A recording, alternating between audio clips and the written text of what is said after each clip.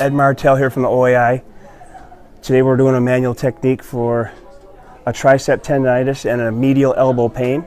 So we'll put them in prone and then we'll do a functional lengthening massage. So I'll work right from the distal insertion, work my way up through the muscle belly. We often prescribe functional soft tissue mobilization for all of our athletes to do on their own.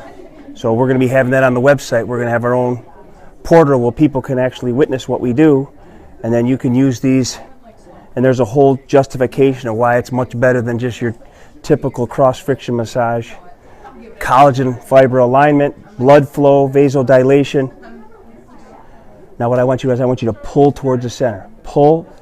So even then we'll do active release. Pull. You can get much more into the muscle belly when they actively flex the elbow. He likes it even more, don't you? Yeah. They don't like it as much as you want them to, but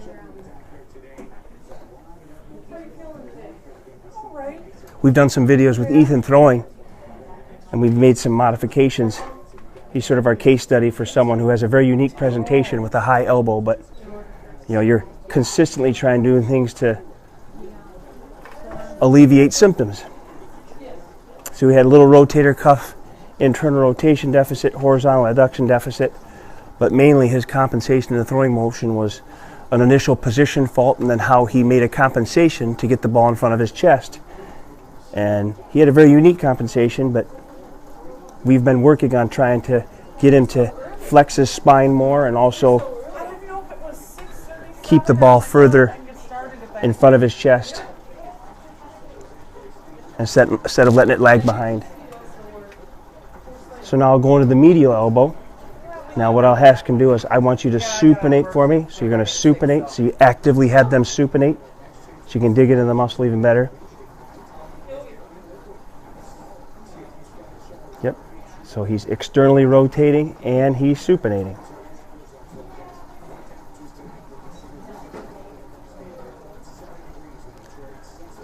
We'll be doing a post soon about the arthrology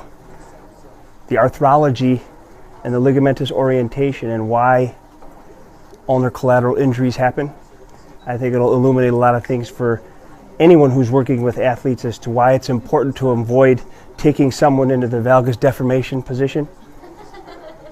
You know, one of our tests for the ulnar collateral ligament is putting the elbow in a open pack position and then applying a valgus force to it. When you evaluate throwing mechanics, you can see it all the time. So I've never had a shoulder or an elbow injury independent of shoulder weakness or some sort of functional deficit throughout their kinetic chain. But just an example of what we often do in the therapy component is doing things to try and get the tissue to heal as quickly as it possibly can. So just a little taste of what we normally do. That's it.